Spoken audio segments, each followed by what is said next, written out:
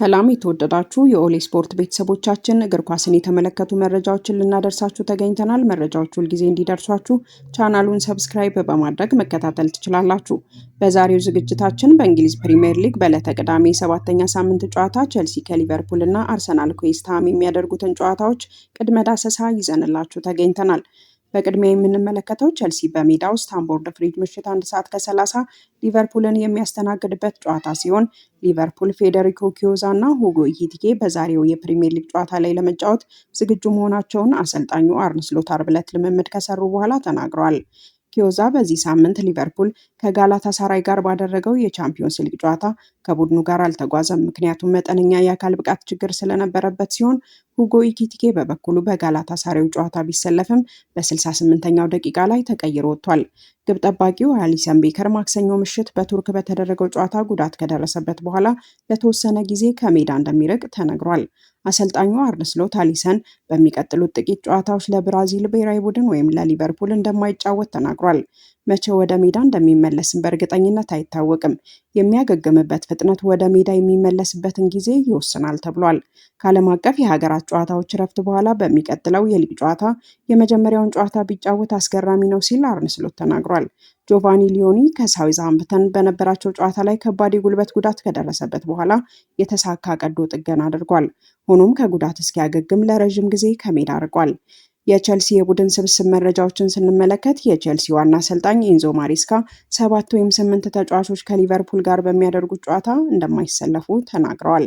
ከነዚህም መካከል በጉዳት ጨዋታው የሚያመልጠው ኮል ፓልመር እና የጨዋታ ቅጣት የተጣለበት ትሬቫኦ ቻሎባልንም ይጨምራል። ሌሎች በጨዋታው የማይሰለፉ ተጫዋቾች ቶሲን አዳራቢኦዮ፣ ሌዊ ኮልዊል፣ ሊያም ዴላፔ፣ ዳሪዮ ኡሱጎ፣ ዌስሊ ፎፋና እና አንድሬ ሳንቶስ ናቸው። ማሬስካ ከቼልሲ አካዳሚ የወጡትን ጨምሮ በወጣት ተጫዋቾች እንደሚያምን ተናግሯል። ባለፈው የውድድር ዘመን ትልልቅ ተጫዋቾች ተቀያሪ ወንበር ላይ በነበሩበት ጊዜም እንደ ጆሽ አቼምባንግ ላሉ ወጣት ተጫዋቾች እድሎችን ሰጥተናል። ለታይ ጆርጅም ተመሳሳይ እድሎችን ሰጥተናል። በወጣት ተጫዋቾቻችን እምነት አለኝ ሲል ተደምጧል። ቼልሲዎች 4 ወይም 5 ተከላካዮች በጨዋታው የማይሰለፉ ስለሆነ ለጨዋታው ያላቸውን አሰላለፍ ማስተካከል አለባቸው። ክለቦቹ ያደረጉትን የመጨረሻ ጨዋታ ስንቃኝ ቼልሲ በቻምፒዮንስ ሊግ በሳምንቱ አጋማሽ በሜዳው ቤነፊካን አስተናግዶ 1-0 ያሸነፈ ሲሆን ጉስቶ፣ ቻሎባህ፣ ባዲያሽሌ፣ ኩኩሪያ፣ ካይዜሶ፣ ኤንዞ ኔቶ፣ ቦናኖቴ፣ ጋርናቾ፣ ጆርጅ በጨዋታው የመጀመሪያ አሰላለፍ የተካተቱ ነበሩ።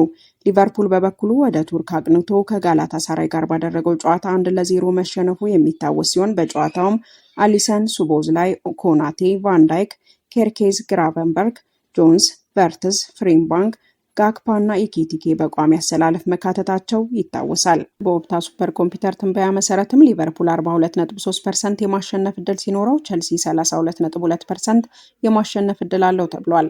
በኦፕታ ትንበያ ጨዋታው በአቻነት የመጠናቀቅ ዕድሉ 25.4% ነው። በመቀጠል አርሰናል ከዌስትሃም የሚያደርጉትን ጨዋታ ስንመለከት ጨዋታው ዛሬ ቀን 11 ሰዓት በኤሚሬትስ ስቴዲየም የሚካሄድ ሲሆን አርሰናሎች ከዌስትሃም ባደረጓቸው ቅርብ ጊዜ ጨዋታዎች ጠንካራ ፉክክር የታየባቸው ነበሩ።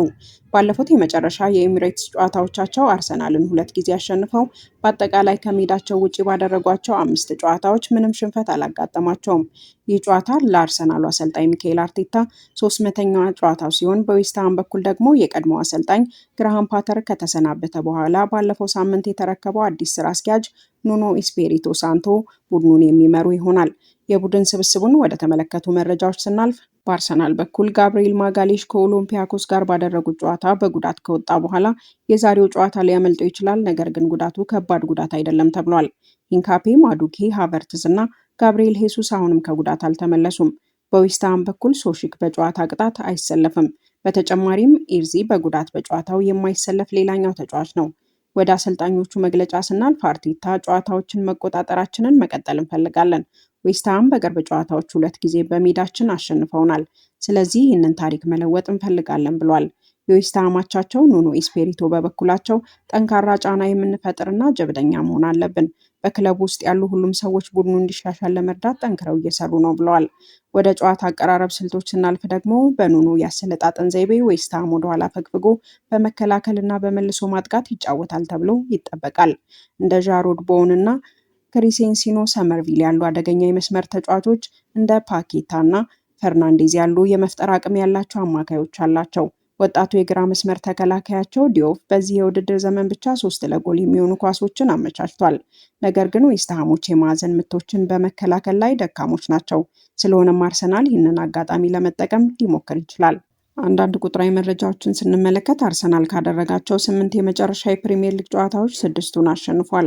ዌስትሃም በበኩሉ ከሜዳው ውጭ ካደረጋቸው 5 የፕሪምየር ሊግ ጨዋታዎች በአንድ ብቻ ሽንፈት አጋጥሞታል። አርሰናል ከዌስትሃም ጋር ካደረጋቸው 5 የቅርብ ጊዜ ጨዋታዎች 3ቱን አሸንፏል። ዌስትሃም ዛሬ የሚያሸንፍ ከሆነ ከ1995 የውድድር ዘመን በኋላ ለመጀመሪያ ጊዜ በአርሰናል ሜዳ 3 ተከታታይ ጨዋታዎችን በማሸነፍ ታሪክ ይጽፋል። ቡካዮ ሳካ ከዌስትሃም ጋር ባደረጋቸው 7 ጨዋታዎች 8 የጎል ተሳትፎዎችን ማለትም 4 ጎሎች፣ 4 አሲስቶች አድርጓል። የዌስትሃሙ ቦውን በበኩሉ ባለፉት 12 የፕሪሚየር ሊግ ጨዋታዎች 11 የጎል ተሳትፎ ማለትም 8 ጎሎችና 3 አሲስቶች ማድረግ ችሏል። ጨዋታውን በመሃል ዳኝነት የሚመሩት ጆን ብሩክስ ሲሆኑ አርሰናል እና ዌስትሃምን በመራባቸው 5 ጨዋታዎች ሁለቱም ክለቦች 2 ጊዜ ማሸነፍ ችሏል።